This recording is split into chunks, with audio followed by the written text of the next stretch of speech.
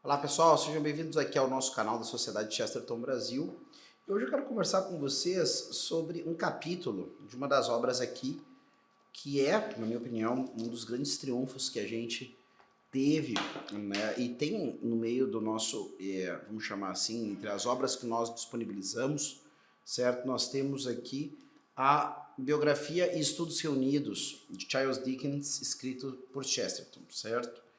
E aqui, um dos capítulos é o capítulo sobre Dickens e a América, tá? Então, em algum grau, o Chesterton vai pensar, né, sobre as razões de como acabou acontecendo, né, a turnê do Dickens, né, pela América. E aí, eu já começo expondo para vocês uma visão que é bem interessante para nós, talvez fale menos acerca, talvez seja um pouco menos interessante do ponto de vista da compreensão de quem é Charles Dickens e talvez um pouco para entender a experiência humana no geral. Isso é sobre a questão dessa distinção. Chesterton, inclusive, vai utilizar a oportunidade que lhe dá o título de uma das obras mais famosas de Jane Austen, que para nós vem com o título de Razão e Sensibilidade. Mas é que em inglês é Sense and Sensibility, né? Então, ou seja, fica um jogo de palavras interessante. Razão e sensibilidade, ok. É contraposição de duas posturas, de duas ideias e assim por diante, né? Mas, ainda assim, não fica tão bom quanto, né, no inglês, que as duas palavras. Inclusive tem a questão de relação entre radical, né, e palavra derivada e assim por diante, tá? Em inglês, para quem não sabe, sense tem a ver com a questão de eu ter prudência, ter o que alguns chamariam de noção hoje no jargão comum, na gíria do pessoal. Fulano é um sem noção. Geralmente quando alguém diz isso, falando que o cara não sabe comprar as coisas, não sabe investir o seu dinheiro, não sabe administrar a sua vida afetiva, é a pessoa que está aí falhando em vários pontos, né, relacionados a saber o que fazer das coisas com prudência. E sensibility seria, na verdade, aquele ponto, né, de fato, aquilo que estamos em português, sensibilidade, ou então esse mundo afetivo, né, o quanto e como as coisas nos afetam do ponto de vista, né, afetivo e sentimental. Tá? Mas, na verdade, o que ele comenta é que a ideia de distinguir uma coisa da outra, em algum grau, pode conduzir a uma ideia equivocada. Sensibilidade, na verdade, seria o senso educado para alguma coisa. Tá? Então, primeiro pegar essa ideia. E eu achei muito interessante, mesmo do ponto de vista filosófico, né, trazer isso com uma reflexão. E aí é o que eu acho muito interessante também, poder expor para vocês o que é estar lendo Chesterton, certo? Muitas pessoas acabam assim, qual é que é o grande negócio? Por que a pessoa fala tanto de Chesterton? Por que eu deveria ler Chesterton? O que Chesterton vai acrescentar à minha vida de conhecimentos, ou mesmo a minha busca por uma autocompreensão, uma sabedoria pessoal acerca do que viveu, do que não viveu. E o fato é isso, eu estou aqui lendo sobre as viagens ou a apreciação dos resultados dos acontecimentos da viagem do Dickens nos Estados Unidos. Aqui ele coloca genericamente Dickens e a América, com essa questão de generalizar, né? A América era tratada por anglófonos como a América, sobretudo, né, os Estados Unidos. Algumas pessoas com relação à América Latina, ou América, México para baixo, vamos dizer assim. Não, mas também a América e as outras coisas, não é só os Estados Unidos. Eu tenho a impressão que nem mesmo o Canadá era tratado por América. Era exclusivamente os Estados Unidos, né? Até porque os Estados Unidos já larga tendo esse nome, né? Estados Unidos da América, então as coisas ficam... Então eu não acredito quanto, claro, existem certos ufanismos, né? A gente sabe que os americanos têm ou estadunidenses, como querem alguns, têm essas certas características, né? Ufanistas, triunfalistas, coisas do tipo. Mas eu acho que, na verdade, é um uso que se popularizou especialmente, né, na mídia, inclusive do outro lado do Atlântico, certo? Então, o que nós temos aqui? Essa apreciação de Dickens na América vai levar o Chesterton a pensar na própria figura do Dickens. O que era o Dickens enquanto pessoa sob esse aspecto, tanto do senso, da razão, do senso comum, certo? Do bom senso e do ponto da sensibilidade. E é interessante já aqui, já na segunda página, nós temos uma primeira página de apresentação dessas questões, e aí depois ele vai dizer, Dickens, repito, tinha senso comum e sensibilidade em comum. Isso quer dizer que a proporção de seus interesses era mais ou menos a mesma que de um homem comum, mas ele a sentia com mais intensidade. Isso que Chesterton diz de Dickens é também, para vocês conhecerem um pouco também do espectro do que a gente está falando, Dickens pode ser considerado, se não o autor favorito de Chesterton, talvez o seu autor é curioso. O que Chesterton faz com Dickens é diferente. Ele enxerga na literatura de Dickens uma capacidade para falar disso que é um dos grandes pontos da grande literatura, que é o que? Oferecer uma experiência factível, viável, possível, mas não só possível, provável, da experiência humana. Por quê? Porque, e o que eu falo como provável? Pensa assim, olha, juntando esses elementos, juntando esses personagens, juntando essas características humanas, certo? Numa determinada situação, muito provavelmente elas agiriam assim, seria razoável que elas agissem assim. E nós sentimos muitas vezes esse sobressalto que nos causa, certo, estar envolvido em situações do mundo real. As coisas não estão no script, existem surpresas no meio do caminho, né? E essa capacidade de surpreender o autor de uma maneira inteligente, não de uma maneira apelativa, não jogando alguma coisa constrangedora, excitante ou violenta na cara do leitor, na página seguinte, ou então da pessoa que assiste o filme, coisa que eu valha.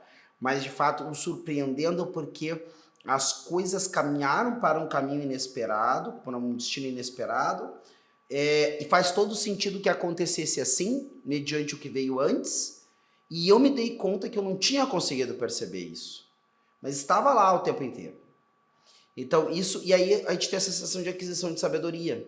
Olha, agora eu acho que eu expandi meu horizonte do que é o mundo real, que é muito daquilo que as pessoas experimentam na sua vida, quando vão vivendo e tendo experiências, e elas chegam, então, em um determinado momento, lá numa determinada momento da sua idade, e elas já não estão mais sendo pegas, como diz o outro, com a calça na mão em algumas situações.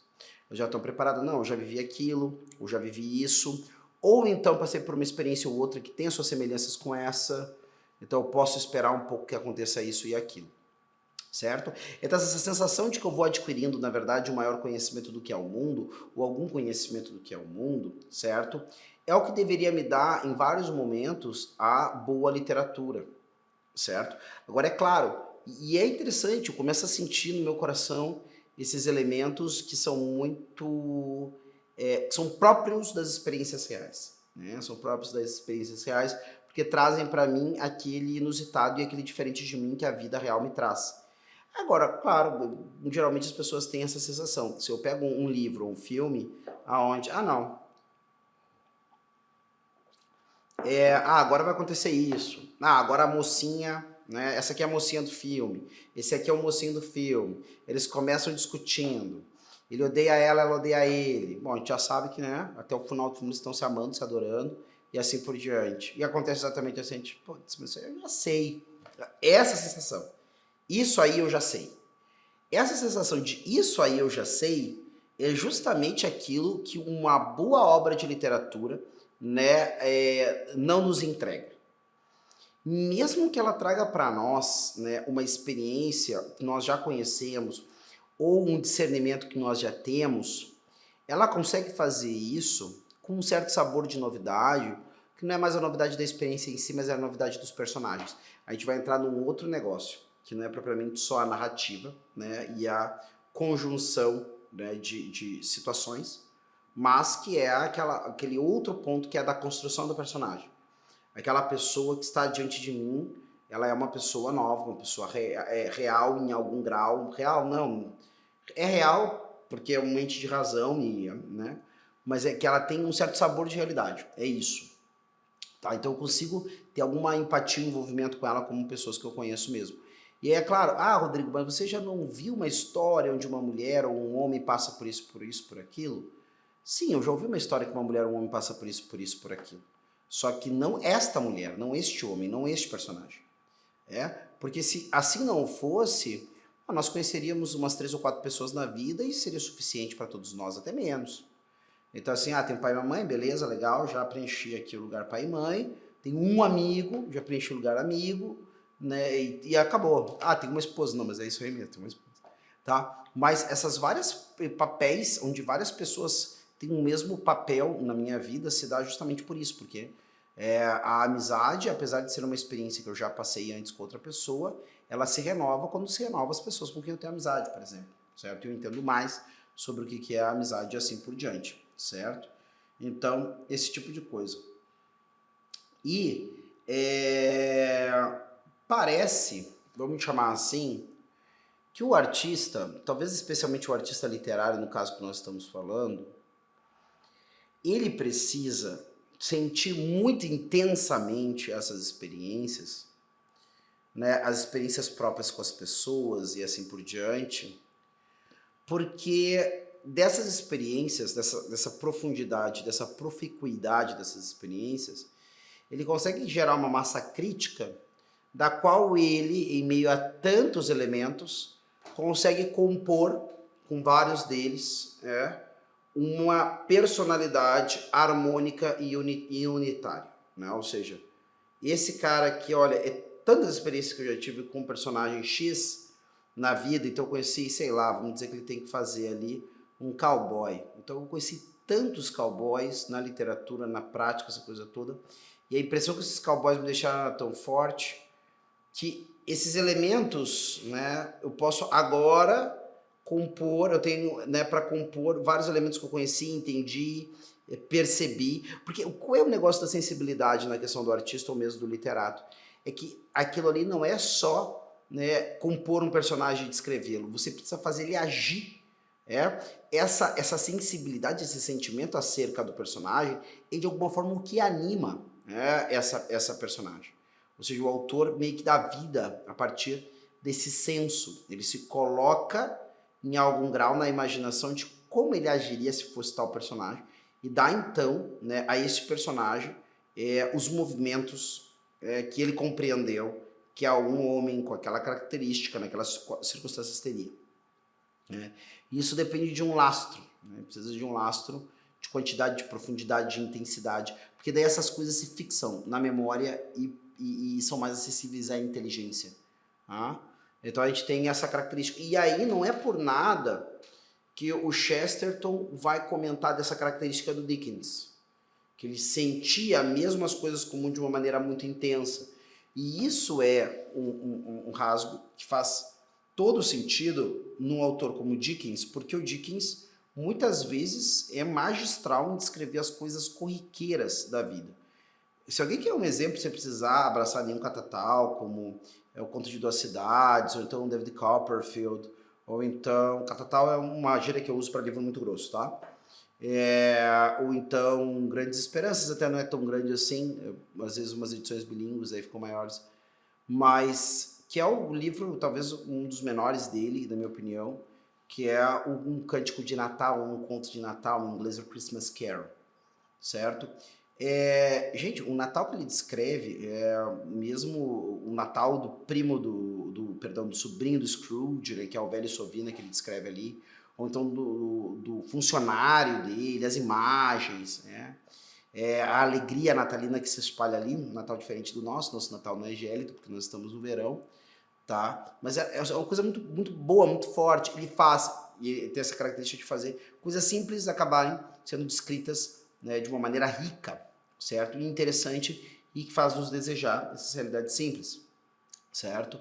Ao mesmo tempo, ele tem uma capacidade maravilhosa de nos apresentar a vida de um homem rico, milionário, mas de uma maneira completamente objetiva. Você não quer ter a vida do Scrooge. Apesar que o Scrooge seja milionário, você quer ter a vida do Cratchit, que é o funcionário dele que passa, né, bastante aperto. Né? Só que assim, ele pinta de um jeito e de outro as coisas de forma que você quer a vida simples do Cratchit, ao invés da vida super complicada do Scrooge, tá? Perdão, eu estou falando meio de memória isso, então eu posso ter errado o nome do funcionário, mas eu acredito que é esse, tá? De qualquer forma, é o funcionário e o escrivão do escritório do Scrooge. Só que isso também é questão de lastro, né? É questão de você olhar para aquelas coisas simples com essa intensidade. Algumas pessoas têm essa característica, certo? E eu acredito que são as pessoas que facilmente, né, têm uma experiência mais presente de felicidade ou alegria, tá? Porque, e até claro, muitas pessoas já vão ter falado ao longo do tempo sobre o quanto é importante nós aprendermos a sermos felizes com coisas que estão à nossa disposição, certo? Dizem que o Homem Feliz tem uma imagem que eu acho muito boa, né, do primeiro livro do Harry Potter, que é o Espelho dos Desejos, né? E aí o Dumbledore fala uma coisa que eu acho muito bacana, ele diz assim, olha, o homem mais feliz do mundo ia olhar, ia poder usar esse espelho como um espelho normal, né? Ou seja, ele ia se olhar e ele ia ver exatamente a mesma coisa que nós vemos. O que acontece com esse espelho é que assim, aí o cara olha no espelho e via de regra isso. Ah, ele queria muito ser o cara mais inteligente da escola. Então ele olha pro espelho e ele começa a ver as pessoas ele ganhando prêmios, ganhando láureas, né? Ah, ele queria ser o maior esportista da escola, então ele vai se ver ganhando troféus, né? Ou então agora, né, o Harry, no caso, que é o personagem principal da história, queria estar a família dele com ele, então ele se vê rodeado pela família. Agora, dá pra fazer o reverso disso aí, né? Dá pra fazer o reverso de pensar assim, será que eu não deveria olhar pra minha imagem no espelho e considerar pelo menos essa imagem como nada faltando para eu ser feliz? Realmente falta alguma coisa ao homem para ele ser feliz? E o que falta para ele? Eu acho que sim, acho que falta. Acho que o homem não nasce em si mesmo com toda a raiz da felicidade, certo? Porém, o que falta para o homem ser feliz? A resposta dessa pergunta, eu acho que ela atravessa a vida de todo mundo o resto da vida. E o Dickens, para mim, tem essa capacidade de nos mostrar um olhar que olha para as coisas simples como enlevo, né? Também não é isso, ele não faz um mundo de Poliana, né, o Dickens. Ou seja, o Dickens não vai, por exemplo, ele também desenha realidades muito duras. Se a gente vai pegar o Pip lá no Grandes Esperanças, a realidade que ele apresenta do Pip, da relação dele com a tia, das coisas, é uma realidade muito dura, né? E outros lugares, Tempos Difíceis e outros livros. O Dickens também sabe retratar muito a miséria, né, e a dor das classes baixas do mundo vitoriano, né? Então, não é fazer um mundo de Poliana, mas eu penso que vale a pena para as duas coisas, vale a pena, porque também às vezes a gente passa pelo sofrimento dos demais completamente despercebido, né? Há pouco tempo eu estava uma passagem ali do livro da Harper Lee, o Sol é para Todos, e, nossa, me fez parar para pensar, né, o julgamento, né, do Robinson, né, o rapaz que é acusado, e aí eu disse assim, cara, sabe aquela coisa, tu para olhar uma maldade, uma tacanhez, um preconceito entranhado, e tu vê o que aquilo ali pode estar, e de alguma forma aquilo te lembra ou te remete para todas as vezes que se foi injusto, quanta maldade nós fizemos como humanidade, né? E é evidente que não se pode estacionar somente nisso, né? Então, porque senão daqui a pouquinho cai e não é só coisa ruim que a humanidade fez, certo? E eu também não posso cair só no outro extremo. Então aquela coisa assim, não é só olhar para as realidades da vida simples e ver simplesmente coisas bonitas, maravilhosas, como se ninguém tivesse problemas ou coisas que o valham, né?